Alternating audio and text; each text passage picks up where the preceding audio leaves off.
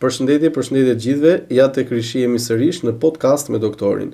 Sot kam kënaqësinë e veçantë të kem ftuar profesoresh Silvana Balën, pedagoge profesoresh në Universitetin e Mjekësisë Tiranë, shefe shërbimit të pneumologjisë dhe drejtoresh spitalore rajonale Tiranës.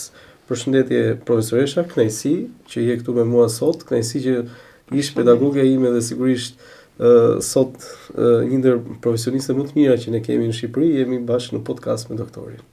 Faleminderit për ftesën, jam e privilegjuar. Profesoresha, ju keni zgjedhur që të keni një profesion si ai pneumologës, që është një profesion jashtëzakonisht i gjerë, me një përgjegjësi të madhe dhe sigurisht që mbulon një fushë të caktuar shumë të rëndësishme të sëmundjeve. Unë do doja të dija diçka më tepër se si keni rrugtuar drejt këtij profesioni, pra që nga koha kur ju keni vendosur që të jeni një mjeke dhe më pas specialitetin që keni zgjedhur. Rrugtimi im për hir të së vërtetës është shumë i gjatë. Ndoshta më i gjatë i çdo mjeku që është në Shqipëri. Për faktin sepse që në moshën 3 vjeç, unë duke pasur një baba kirurg në QSUT, isha shumë e lidhur me babain dhe shkoja mbas babait në rojet që ai bënte.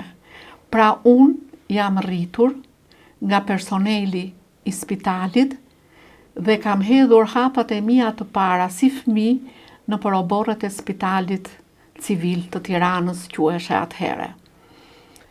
Kisha një dëshirë të papar sepse shikoja babain tim, shqetësimin e atij që dhe unë të bëhesha mjeke ashtu dhe si dëshira e tij që ishte dhe përputheshe me këtë timen.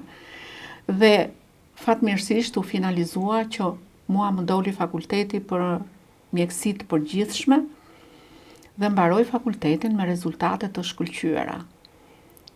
Baba im donte gjithmonë që unë të merrja një profesion siç ishte kardiologjia, ishte i preferuar atëherë.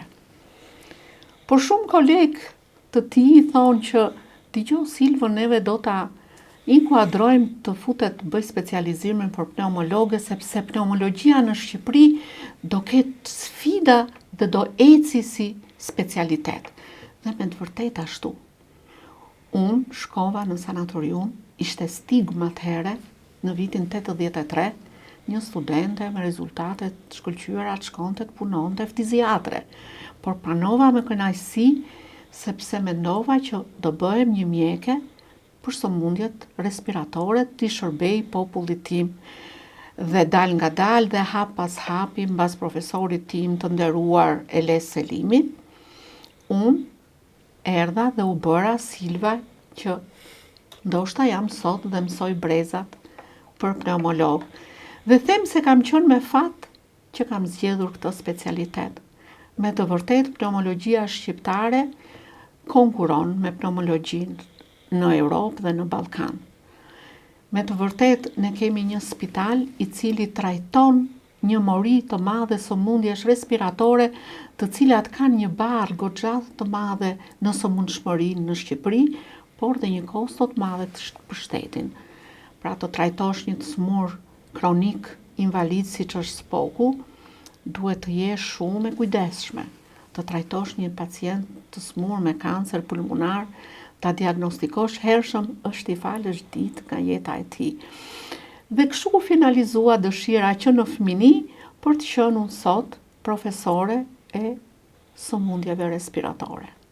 Profesoresha, ndërkohë që ju dëgjoj që flisni me pasion, më vjen në mendje natyrshëm pyetja sa e vështirë është të jesh pneumolog në Shqipëri, ku sigurisht përballesh me një sër le të themi sëmundshmërish, nga më të le të themi të lehta deri tek më të vështirat.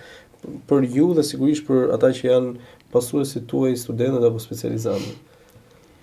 Në vitet e para kur unë kam filluar punë si pneumologe, ne bënim një diagnozë nëpërmjet një skopie dhe një radiografie. Ishte shumë e vështirë, që është e vërteta që të vendosnim një diagnozë të shpejtë, të saktë dhe me protokolle dhe stadifikime të graviteteve të sëmundjes. Pneumologjia trajton nga një bronkit deri ke një sëmundje malinje, pra përfshirja e sëmundjeve është e mëdha. Me kalimin e viteve, me ekzaminimet skanerike, imazherike, scintigrafike, imazherike, të rezonancës, bronkoskopisë, nëpërmjet biopsive pulmonare, bronkiale, të cilat të gjitha bëhen në spitalin ton, kjo gjë nuk mund të quhet më e vështirë, sepse vjen pacienti, nënshtrohet të gjitha ekzaminimeve që nuk mungojnë në spitalin ton, stadifikohet, përcaktohet çfarë rrugë do marri. Po them për një sëmundje malinje të pulmoneve. Do shkoj ky pacient drejt interventit kirurgjikal, apo do shkoj ky pacient drejt trajtimit me kimioterapi. Por dhe për shumë sëmundje të tjera, të cilat neve ndoshta i konsiderojmë është një ftohje, e cila është një pneumoni. Vlerësimi që neve i bëjmë, qoftë në stadifikimin klinik, qoftë në atë imazherik, na bën që ne të mos jemi më empirik në trajtimin e pneumonive, po të jemi mjek, pneumolog, të cilët trajtojmë në bazë të protokolleve, të cilat janë të unifikuara me shoqatat europiane të sëmundjeve respiratore edhe për spitalin tonë. Profesoresha, do doja të dija diçka më tepër rreth karrierës tuaj, rreth rasteve që ju keni hasur në jetën tuaj, sigurisht ato janë të shumta, por pa diskutim ka prej tyre që u ngelen në mendje dhe që do doja që t'i ndalim sot me qytetarët që na ndjekin. Së pari do doja të dija, a ka ndonjë rast në jetën tuaj që mund ta veçoni nga të tjerët, ndoshta për sa i përket vështirësisë, ndoshta për sa i përket moshës së pacientit, diçka që ju ka ngelur në mendje? Puna ime është shumë e gjatë, është 42 vjet. Unë kam kaluar me mira të smur të lehtë, të smur të rënd. Te kam të vështirë të veçoj sepse jam marrë me shumë të smur duke qenë në pozicionin e shefes, por unë do veçoj një rast kur unë kam qenë një mjeke e thjeshtë, një mjeke ordinatore. Shumë vite më përpara. Ishte një zonjë, quheshe Marie, vinte nga Laçi dhe kishte një shtatzani shumë të dëshëruar. Dhe në kushtet që kishte këtë shtatzani të dëshëruar, ajo bën një tromemboli të rëndë të mushkrive. Dhe diskutoheshe, duhet të mbaj fëmin, duhet të trajtohet me hollues të gjakut, me antikoagulant, për të shpëtuar jetën e nënës, apo neve duhet të zgjidhim një rrugë që të shpëtonim të dy jetët, të bebit dhe të nënës. Maria u vendos në kushte të jashtëzakonshme të një gravitetit të sëmundjes në reanimacion, u vendos në trajtime me oksigenoterapi dhe me hollues, ndiqeshe në një ekip në mjet ginekologut dhe pneumologut apo dhe reanimatorit pneumolog, dhe fatmirësisht Maria kaloi rrezikun e jetës, pra fituam të madhin, personin, pacientin, nënën. Pastaj, në mënyrë shumë të kujdesshme, duke përdorur hollues të cilët nuk kalonin barierën placentare, pra nuk dëmtonin bebin, ne fituam dhe bebin. Dhe bebi sot është 20 vjeç, i kam vënë emrin unë bebit, sepse ato thanë që ky fëmijë ne e kemi vetëm nga doktoresh Silva. Maria vjen më takon vazhdimisht, djali ka ikur, jeton dhe punon jashtë shtetit, jashtë Shqipërisë, është i shëndetshëm. Maria mbas djalit bëri dhe një vajzë tjetër, ishte gjithmonë në trajtim sepse trashëgonte një sëmundje e cila kishte deficite të faktorëve të koagulimit dhe ishte e predispozuar që të bënte tromemboli. Dhe fëmia i dytë në kujdes të pneumologut dhe ginekologut është i shëndetshëm. Ky është një nga rastet që mu më kalon mbresa për faktin se jo se kam trajtuar një tromemboli, unë kam trajtuar me mira tromemboli, por që lindi një bebe e cila pastaj trashëgon dhe emrin që i kam vendosur. Profesoresha, po në një rast që ndoshta ka patur një histori me neoplazi apo histori të cilën ju e kujtoni një tumor ose një situatë e vështirë që vërtet ju ka ngelur në mendje, sepse ndonjëherë është e vështirë dhe që jo vetëm ta perceptosh, por edhe t'ua përcjellësh si diagnozë pacientëve këtë pjesë. Pacientë të cilët kanë qenë problematik me sëmundje maligne, unë mund të veçoj një rast të ardhur nga Kosova. Pacienti që quhesh Adem, ishte i ri në moshë dhe kishte një kancer i cili kërkonte të bëheshe pulmonektomi. Pra të hiqeshe një mushkëri. Dhe neve na duheshe të vendosnim që do kishim sukses në varësi të lokalizimit, të prekjes së strukturave me rëndësi jetësore, nëse ky pacient do futeshe në intervent kirurgjikal. Atëherë Ademi ushtruan pneumologji për t'ju nushtruar një vlerësimi shumë të hollësishëm. Fatmirësisht ishte koha që kishim dhe skanerin. Kishim dhe skaner i cili u bë me kontrast për të vizualizuar raportet me enët e gjakut dhe fatmirësisht Ademi bëri pulmonektomin realizoi në spitalin tonë. Të bësh pulmonektomi do të thotë që kanceri është i avancuar, është i vendosur në qendër të gjithë strukturave jetësore të pulmonit dhe jetëgjatësia e këtyre pacientëve është e shkurtër. Por ama ti përmirëson cilësinë e jetës për ato kohë që ai jeton. Ademi jetoi 5 vjet mbas pulmonektomisë dhe nuk vdiq nga komplikacionet pulmonare. Fatkeqësisht bëri aksident automobilistik, sepse unë them dhe mendoj dhe sot e kësaj dite ai do ishte midis nesh. Ai ishte një shkrimtar i cili nuk reshte së shkruari poezi dhe nuk reshti së shkruari falenderime për personelin që i shërbeu. Dhe nga ai kam një mbresë shumë të madhe. Kam një libër të dhuruar ku ka shumë poezi që mi kushton mua dhe unë ndjehem shumë e kënaqur që ai që shumë i njohës që disa minuta të punës ti mi kushtoj dhe mua. Profesoresha, më vjen mirë dhe jam i bindur që puna juaj ka qenë maksimale. Në fakt ju më thatë që keni 42 vite 42 vite eksperiencë. Dhe 42 vite janë shumë, është një mund jashtëzakonshëm.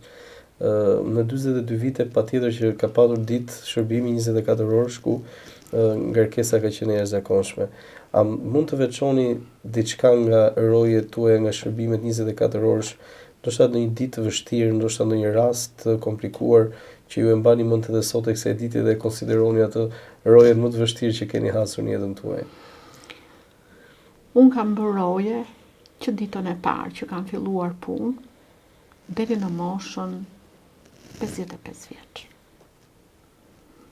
Në momentin kur unë mora dhe detyrën si shefe e shërbimit universitar të pneumologjisë. Kjo kërkonte pastaj shumë më tepër obligime, po kam bërë shumë roje.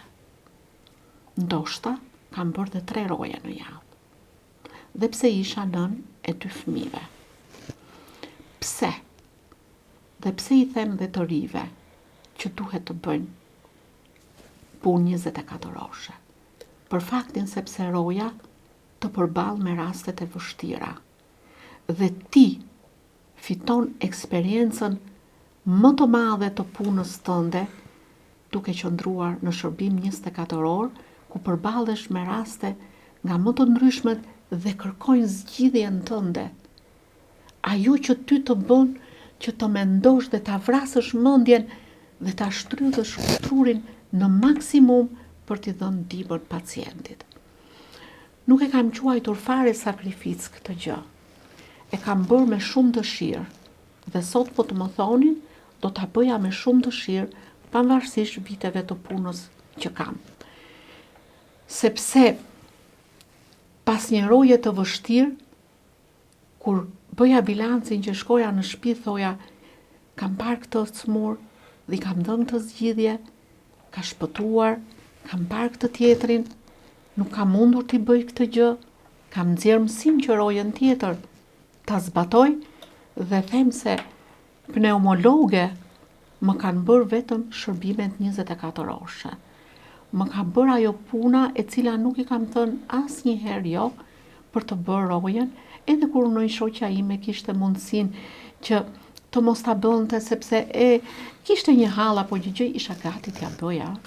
Isha me 2 fëmijë, isha nën e vetme, pa asnjë lloj ndihme, por fatmirësisht kisha 2 fëmijë që i kisha bërë me diferencë moshe dhe vajzën e kisha shumë ndihmuese për të më rritur fëmijën e dytë dhe them që ajo bëri atë ndihmën maksimale që unë të isha edhe pranë pacientit, por që të vazhdoja dhe rrugën e akademike, sepse të jesh mjek është e vështirë, të bësh dhe rrugën akademike, të bësh dhe rrugën profesionale. Pra duhet vullnet, duhet sakrificë dhe duhet të sakrifikosh dhe shumë gjëra të shtëpisë tënde. Absolutisht. Nuk mund të jesh 100% anvis, po do jesh anvis pak dhe mjeke në anën tjetër. Profesoresha, ju jeni përballur me një moment shumë të vështirë, në një moment ku sot po ta kthejmë kohën pas, ndoshta shumë njerëz e shohin si diçka shumë të thjeshtë dhe kalimtare pandeminë COVID-19. Në fakt, spitali ku ju punoni ka qenë një ndër pritjet kryesor dhe sigurisht rastet kanë qenë të panumërta dhe puna juaj ka qenë jashtëzakonshme. Pa dashur që të interferojnë në të gjitha ato raste të vështira që ju keni pasur, do doja të sillni këtu tek ne ndonjë rast vërtet që ju ka ngelur në mendje për punën, për angazhimin dhe sigurisht për po themi përfundimin që ka pasur tek pacienti. Periudha e Covidit ka qenë një periudhë e vështirë jo vetëm për neve. Ka qenë një periudhë e vështirë për mbar botën. Ajo që një rrufe e cila erdhi në mënyrë të papritur dhe që shumë nga neve edhe i habiti, dhe i shtangu, dhe i stresoi, edhe i friksoi. Ajo që unë kam bërë në Covid ka qenë që të mbledh veten time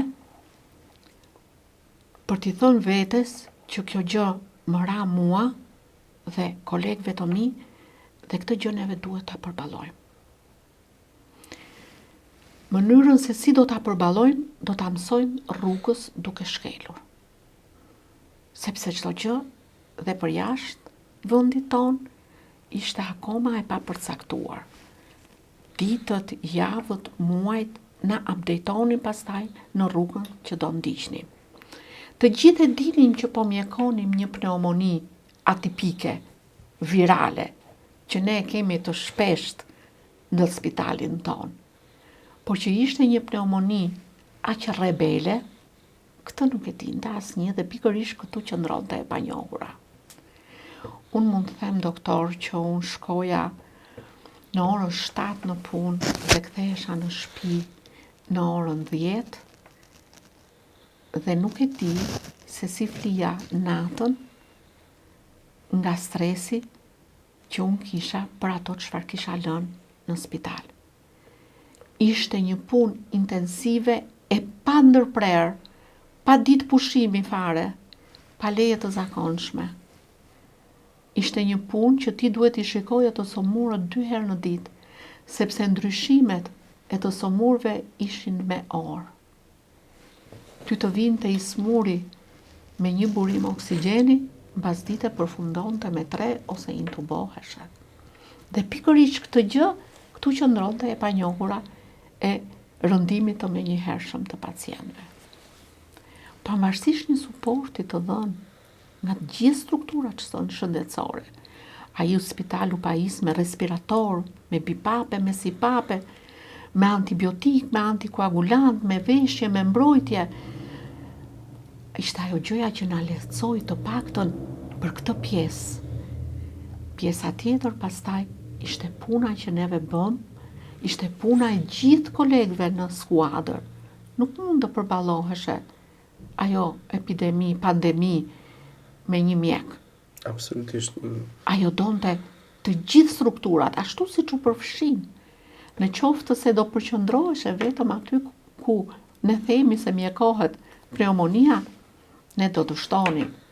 Por mirë organizimi i kësaj gjëje, vendosja shumë spitaleve, por dhe shumë mjekëve në mënyrë vullnetare për të mjekuar Covidin, kanë ndihmuar popullin, jo vetëm në spital, po kanë shpëtuar jetë dhe në shtëpi. Dhe fatmirësisht janë angazhuar nga specialitetet më të ndryshme për të mjekuar pacientët. Do thuash të smurë të rëndë. Unë për ditë shifja smurë të rëndë. A kujtoni në një rast, profesoresha? Unë për ditë shikoja smurë të rëndë dhe për ditë herë gëzohesha dhe herë hidhrohesha. Herë qeshnim, herë lotonim. Edhe me kolegët. Se dreka haheshe bashk, nuk shkoheshe në shtëpi, rrieshe në sallat e mjekëve. Unë do kujtoj një rast që them me të vërtet, atë e kam mbajtur me thonj, për ta mbajtur në jetë. Është një djalë i ri, 37 vjeç, nga Fushkruja. Ishte një djalë gjigant në trup, i ndriti, të cilin atë natë në darkë që e kishin shtruar, ishte në gjendje shumë të rëndë. Dhe në mëngjes, daja i tij më priste ke dera, më priste me padurim për të më thënë që çfarë mund të bënim neve për djalin, siç bën çdo familjar për familjarin që ka brenda. I ndriti ishte me të vërtet shumë i rëndë. Ishte moribond. Ishte person i cili kishte mbi 90% të sipërfaqes së mushkërive të përfshirë nga Covidi, qëndronte me 3 burime oksigjeni, por pati një vullnet të papar. Ai nuk ra asnjëherë në pesimizëm, por gjithmonë tha, unë do luftoj për jetën time, dhe me të vërtetë. Ai dhe nuk u intubua, u vendos në respirator, në frymarrje, në ventilim jo mekanik, jo invaziv, por në ventilim mekanik, dhe i ndriti, qëndroi 6 javë në spital. Nga ministria është referuar si rast suksesi, si rast shpëtimi, ishte rasti shumë i vështirë, i cili shpëtoi jetën dhe doli nga spitali me këmbë të veta. I ndriti. Unë nuk e kisha besuar kur që me i ndritin do kishim sukses. Po them se puna e atij stafi i cili ka shërbyer mjek, sanitar, infermier, që e ndronin aty. Unë kam parë infermiere me një vetmohim të papar në atë kohë. Unë kam parë sanitare që kanë sakrifikuar dhe minuta apo orë nga jeta e tyre, duke i përkushtuar dhe duke i dhënë një kujdes maksimal atyre pacientëve që mos i hapeshin dekubituset, ti ndronin, ti kthenin, dhe qeshnin dhe gëzoheshin kur ato shpëtonin. Pra, ka qenë një personel që meriton me të vërtet, ti thuash faleminderit me gojën plot, sepse nuk mohoj dhe nuk them se s'kan humbur jetë si në çdo vend, po janë shpëtuar dhe shumë jetë. Janë shpëtuar çdo smur të ri, të rënd, të moshave të ndryshme, që them se ndoshta nga mungesa e kujdesit dhe e përkushtimit, edhe mund ta kishin humbur jetën. Profesores, në atë periudhë, dhe jo vetëm në atë periudhë, po ndoshta edhe në gjithë karrierën tuaj, ka pas ndonjë moment të vështirë që keni menduar për të bërë një hap pas, keni menduar që të ngarkesa emocionale ju ka mundur, edhe keni thënë okay, kaq është tepër, do duhet të bëj pak pushim. Jo, këtë nuk e kam menduar kur këtë gjë që unë mund të frenohesha në profesionin tim. Ndoshta edhe po të më kishin thënë tani në këtë kohë që Qa do të bësh përsëri? Unë do toja përsëri do bëhesha mjeke. Thashe kam pas mjekësinë të ngulitur shumë thellë nga prindi im. Dhe unë kam parë atë njeri edhe në kohën e 97-s, atëhere kur shumë njerëz përdornin armën dhe plagosnin njëri tjetrin, dhe ai ngriheshe në mes natës, na linte ne, ikte, operonte shumë larg, shpëtonte jetë, lodheshe, lanim rrobat të babait ton të gjakosura, përkujdeseshim, jemi rritur me erën e narkozës së babait ton, dhe kur se ka menduar që një rast i vështirë mua të më thyej në profesionin tim. Asnjëherë.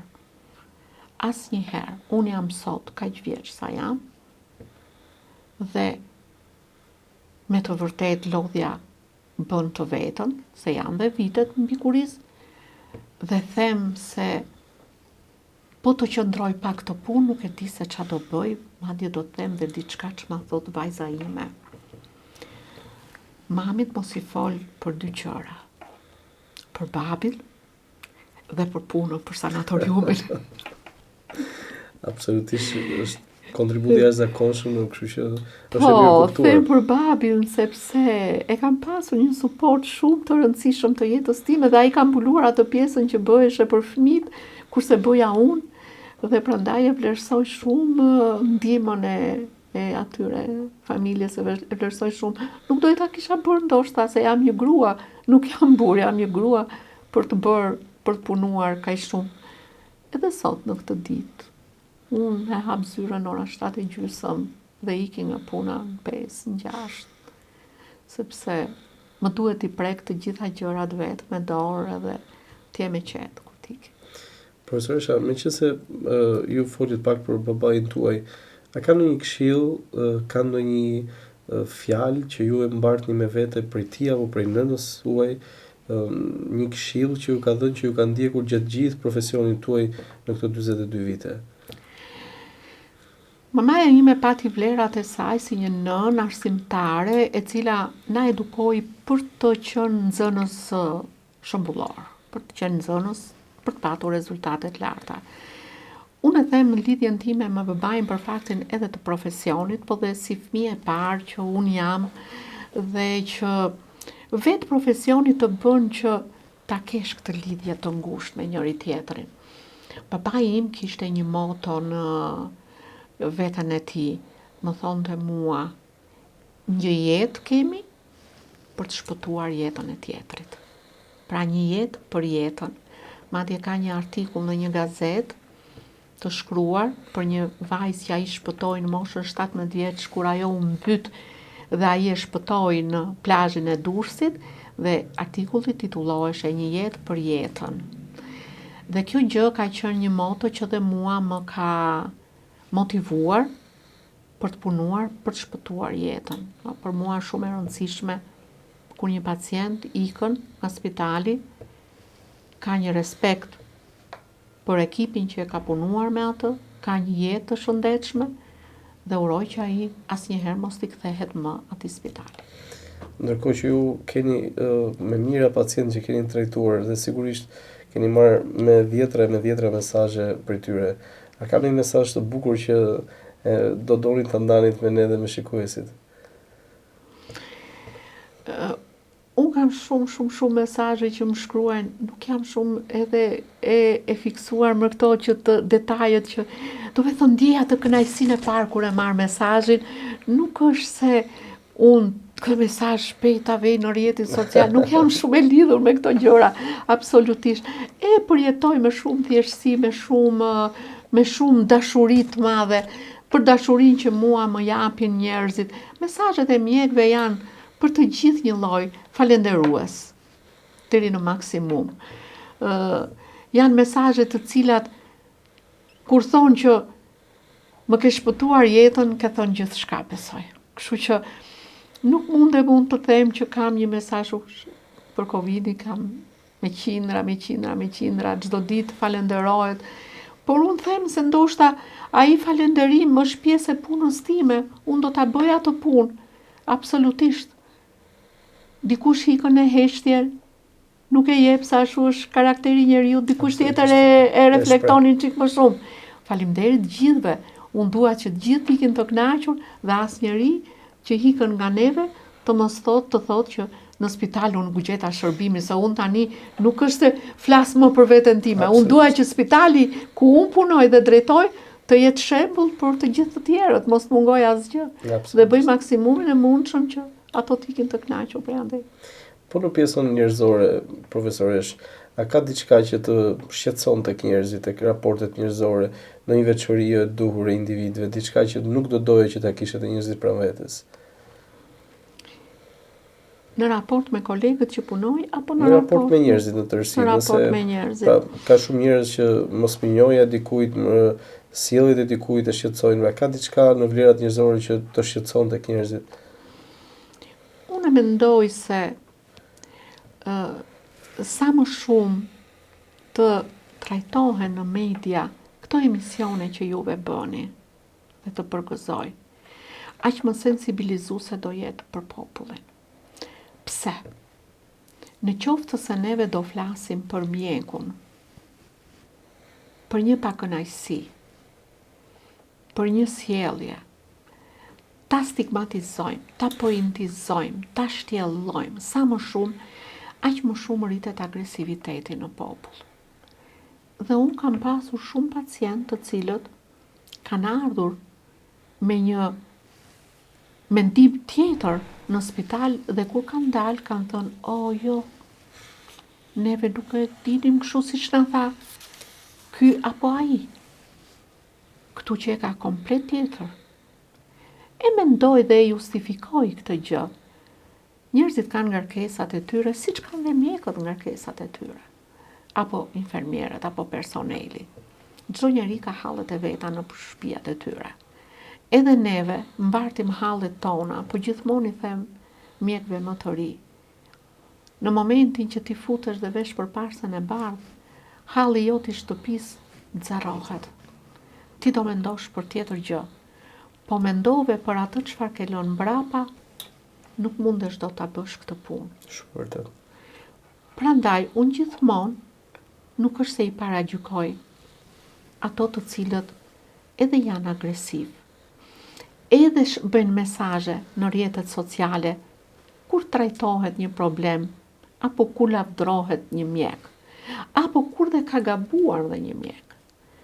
Sepse asnjë njeri dhe asnjë mjek nuk gabon në mënyrë të ndërgjegjshme. Absolutisht. Nuk ka mjek i cili ka veshur për parsën të punoj për të dëmtuar jetën e të tjetrit. Njerëzit duhet të jenë paksa më të kujdesshëm, edhe kur shprehin ato pakënaqësi.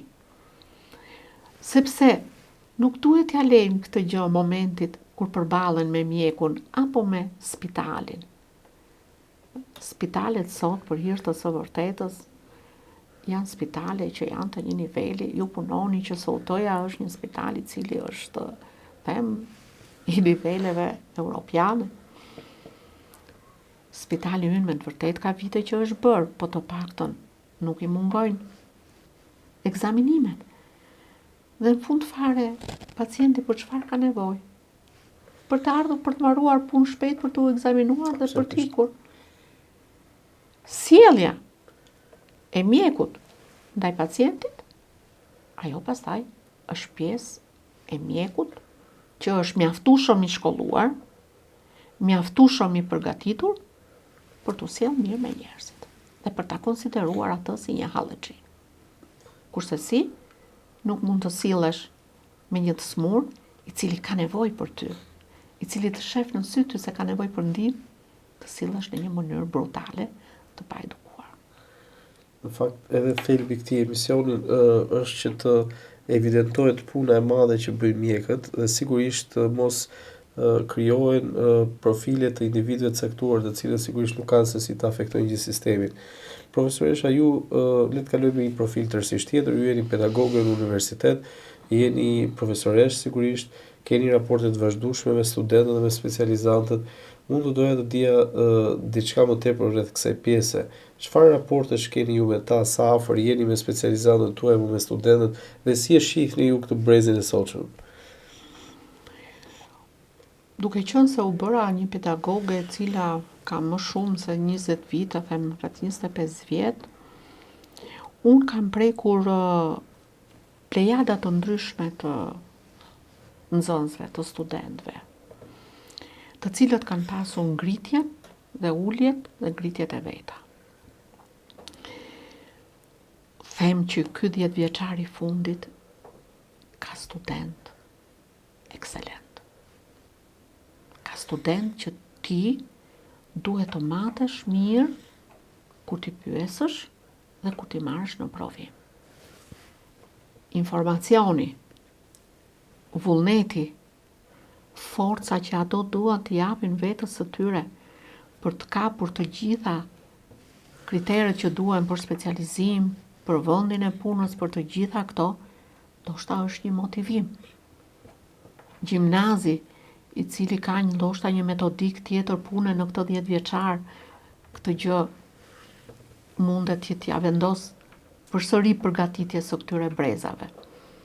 Po them që ka student të mirë, të përgatitur, dhe ti ndjehesh këtë kënaqësinë më të madhe kur e merr në provim dhe ai të përgjigjet në mënyrë të atillë që s'ke nevojë fare që ti ndërhysh, ai fillon dhe ti e kupton që kur artikulon fjalët në mënyrën se si është përgatitur për veten e tij. Nuk them, ka informacione sot të futesh e të googullosh, por dhe materiale të shkruara absolutisht që nuk mungojnë, mënyra se si organizohet lënda jonë, që një pjesë e madhe është në praktik pranë pacientit, pjesa tjetër është me pedagogun. Ka pas fatmirësisht ju e dini, katedra e pneumologjisë ka pas pedagog shumë të përkushtuar. Unë kam ndjekur profesorët e mi të parë që normalisht ishin profesorë, kishin mbaruar jashtë, ishin profesorë të cilët mësimin e kishin në fokusin e tyre për studentin, dhe ndoshta ky tradicion vazhdoi dhe për brezat më tutje, për pedagogët më tutje në kërkesën e llogarisë. Tashmë për mua lidhja më e madhe është me specializantët. Unë jam e fokusuar më shumë tek specializantët, jam pedagogët e rinj, ato që merren me studentët, sepse janë ato mjek të cilët do shkojnë dhe do punojnë në gjithë Shqipërinë. Dhe në qoftë se ti nuk je një mjek i mirë, një pneumolog i mirë, qoftë se ti nuk e bën atë diagnozë të smundjes, kur të vike neve do jetë shumë vonë. Ja sot konkretisht ne kishim 10 diplomuar specializantë të cilët do shpërndahen në të gjithë rrethet. Dhe shërbimi i pneumologjisë, them që është si kardiologjisë, si neurologjisë, janë shërbime të cilat mbulojnë pjesë të mëdha të popullatës. Pa diskutim. Për sëmundshmërinë që kanë, dhe janë të lidhura dhe me njëra tjetrën. Kështu që neve mundohemi dhe përkushtohemi të krijojmë dhe të mësojmë breza mjekësh të aftë. Po në rast se një specializant i juaj ose një student i juaj ju kërkon një mendim për të ikur nga Shqipëria për të marrë një formim tjetër jashtë, ne jetojmë në një kohë ku ka një trend të shtuar për ikjen jashtë Shqipërisë, dhe sigurisht ka një tendencë për ta bërë këtë gjë. Cili do të ishte opinioni juaj në raport me këtë student ose specializant? Për hir të së vërtetës, në pneumologji unë nuk është se kam pasur raste që të më hikin mjekët. E fundit fare ishte një vajzë e cila u diplomua sot, që i shoqi fiton një vend pune jashtë në Europë, dhe që ajo më thotë që do ta lë thot specializimin vitin e fundit të pneumologjisë. Pse i thash? Kishte edhe 6 muaj që përfundonte, sepse unë ta duhet shkoj ta kam fëmijën e vogël. Dhe çfarë të pengon ty kjo thash? E para punës ti ke bërë thash 2/3 e lëndës. Për 6 muaj ti do shkëpusësh dhe nuk do japësh diplomë. Ti do vish, do japësh gjithë provimet këtu, do japësh dhe diplomën, Dhe kur të shkosh atje, ti do jesh një mjeke diplomuar pneumologe. Pse? Nesër, i të shoqit është, mund të ndërpresi punën, se me kontratësh. Ku do shkosh ti? Do vish të punosh pneumologe në Shqipëri. Pa ke një derë të hapur. E ke derën të hapur, i ke gjitha gjërat e bëra. Pse duhet ta lesh këtë? Mua nuk më shkon për tipin tim që mjeku të shkoj dhe të punoj kur ka bërë kaq shumë shkollë dhe kur është investuar kaq shumë për të arsimuar, për faktin se gjithmonë i bëj pyetje vetës, kam qenë disa herë jashtë dhe i di edhe pagat e kështu. Sot me pagat tona nuk është se ka ndonjë diferencë shumë të madhe atje jashtë. Mos haro të shkojsh, është ekstrakomunitar. Ato të ofrojnë atëherë kur ti ke dhënë një mori provimesh dhe mundi tjetër dhe përsëri për to je ekstrakomunitar. Kurse në vendin tonë, me ato kohë që do konsumosh atje, ti je bërë doktor shkencash. Pra, merr akoma më shumë. Absolutisht. Ke akoma më shumë prestigj. Sa herë mund t'i thoj atij meti për shkakun që unë, babi, po të kisha qenë jashtë, ai thonte gjithmonë, ti qo këtu. Atë që ke bërë këtu në vendin tënd, kurse si nuk ishe për ta arritur atje ku të mendosh se do shkoje. Kurse si. Prandaj, ti duhet i bësh hizmet këtij vendi këtu. Dhe me të vërtetë, më vjen mirë që pneumologët nuk kanë hikur jashtë, janë gjithë këtu. Dhe më vjen mirë, nuk e di pse. Kjo gjë pse ka ndodhur ky fenomen me ne, po unë jam e kënaqur që i kam të gjithë këtu. Profesoresha, në drejtimin e shërbimit sot të pneumologjisë, cila është sfida më e madhe që ju keni sot në drejtim dhe a ka pas në një moment në karrierën tuaj që ju ka lënë gjurmë në këtë drejtim, flasim gjithmonë në drejtimin e shërbimit, një moment që ka qenë vërtet për të shnuar? Ju e dini mirë që mjekësia gjithmonë çdo ditë ka sfida. Pa diskutim. Çdo ditë përballemi me sfida. Kush është sfida ime sot?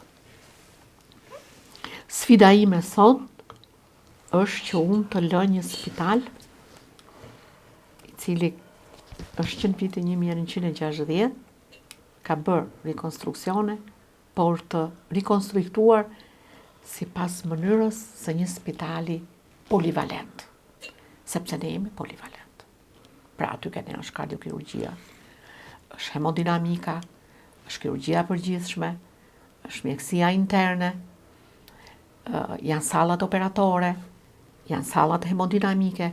Pra nuk mund ta quaj më unë sanatoriumin e dikushëm, që sot njihet si qendra spitalore rajonale Tiranë, duke përfshirë dhe spitalin bashkiak të Kavajës, pra në administratën dhe në ekipin e saj.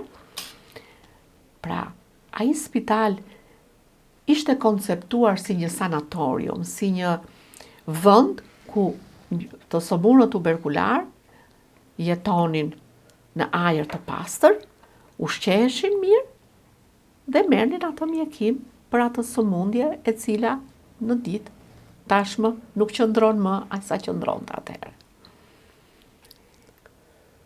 Krijimi i një spitali të tillë, polivalent, me një strukturë të rikonstruktuar moderne, do ishte sfida ime për t'i thënë këtu dhe unë hiki e qetë. Se shkoj drejt fundit, hiki e qetë për t'i lënë vendit tim, popullit tim, një spital dinjitos që t'i shërbej për çdo sëmundje. Për çdo sëmundje. Për t'i qenë një krah ndihme dhe qësutës. Shqipëria, Tirana është për shumë e madhe. Sëmundjat, normalisht me rritjen e moshës mesatare, janë shtuar. Kemi pacient me shumë sëmundje që jetojnë gjatë, ne trajtojmë pacient që janë mbi moshat 80 vjeç, 90. Dhe kjo gjë na bën që neve të jemi shumë të kujdesshëm dhe të krijojmë kushte sa më të favorshme dhe më komforte për pacientët. Unë ju dëgjoj që ju shprehni me shumë patos për drejtimin për një spital të tillë. Jam i bindur që do ta keni këtë mundësi sepse ashtu si shoh se si ka ndryshuar në drejtimin tuaj ai ambient aty, pa diskutim jam i bindur. Profesoresha, secili ka çdo mjek ka një lloj pengu të vogël, edhe ai pengu është ai momenti kur e mbyll ciklin e karrierës, edhe pse mjekët nuk dalin kurrë në pension, mjekët janë gjithkohës në punë. Kur të vinte ajo ditë, cila do të ishte dëshira juaj që të mbaheshe mend nga pacientët? Gjithmonë kam luftuar për të thënë pacientët që sa herë shkuam ke doktoresh Silva, asnjëherë nuk gjetëm një barierë kundërshtare, nuk që një jo. Dhe gjithmonë jam përpjekur, dhe kur kam pasur momentet e mia më të vështira, të lodhjes, sidomos të Covidit, nuk kam lënë asnjë mesazh pa ju përgjigjur, duke menduar që ai halli që do t'i zgjidh atij pacientit nëse do jetë një kosto e mirë për mua. Për mua rëndësi ka që unë të mbahem mend për shpëtimin e jetëve, për ndihmën që i kam dhënë popullit tim. Për një mjek nuk ka gjë tjetër më të madhe se sa kur kalon në rrugë, e ndaloj njerëzit dhe bull që i thon doktoresha, të falenderojmë, aty merr fund çdo gjë. Ndjehem krenare unë, ndjehen krenar dhe ato që janë kratim të familjes sime. Dhe për këtë gjë kam luftuar, nuk kam dashur absolutisht as të ure lavde, as të kurorzohem. Atë punë që kam bërë unë e bëjnë që të gjithë. Ka profesor të nderuar që e kanë bërë dhe e bëjnë. Në fund fare të gjithë jemi për një qëllim, që të shpëtojmë jetët dhe asgjë tjetër. Kjo është me kënaqësia ime më e madhe. Profesoresha, po në raport me të rinjt, ne kemi një traditë që në fund të këtij emisioni, duke qenë se kemi ardhur drejt fundit, lëm një mesazh drejtuar të rinjve në Shqipërinë tërësi, si le të themi fuqia dhe grupmosha kryesore që e çon para këtë vend. Cili do të ishte ai mesazhi juaj drejtuar të rinjve? Sot i kam thënë atyre që kanë marrë diplomën.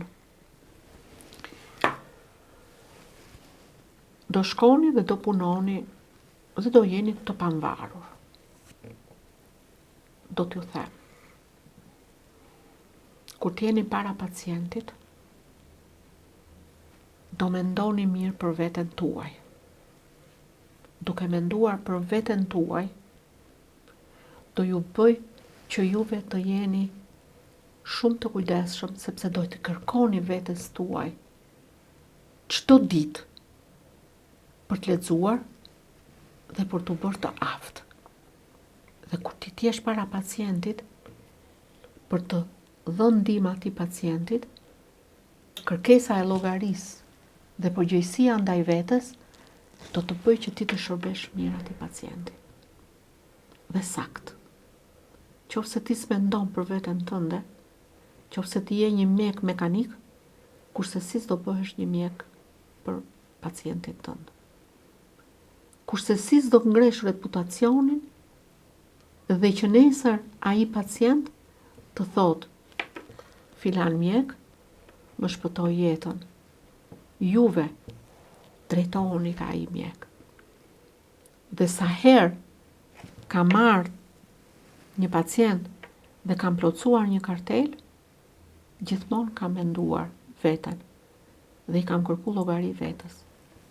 Do bëj këtë gjë, e kam lexuar këtu, nuk do gaboj, do jem për veten time, që t'jem për pacientin. Profesor, falenderoj shumë. Në fakt, sa ju njoh unë ju, ka disa momente të cilat njeriu përcakton karakterin dhe këtu e përcaktoj momentet e vështira. Dhe në të gjithë sfidat tuaja profesionale të vështira, aq sa unë ju njoh, dhe të them që keni qenë një person që keni lënë gjurmë të forta te kolegët dhe sigurisht te pacientët për zgjidhjen, për profesionalitetin që keni. Unë të falenderoj nga zemra për gjithë kontributin tuaj dhe sigurisht që ke qenë pjesë e këtij podcasti. Faleminderit shumë. E vlerësoj shumë për fjalët që më thua, ndjem shumë e kënaqur. Aq më tepër që ju keni qenë studenti im, jeni kolegu im, keni njohur në shumë nivele të jetës, edhe t'juajës edhe timen. Mua më duket sikur kam punuar 1 minutë në këtë jetë. Për shëndetësinë, e kam dashuruar gjithmonë. Më vjen mirë dhe më bëhet qefi. Duke ju falenderuar të gjithëve për vëmendjen tuaj, do të shihemi si çdo të mërkur në orën 19 në podcast me doktorin. Faleminderit.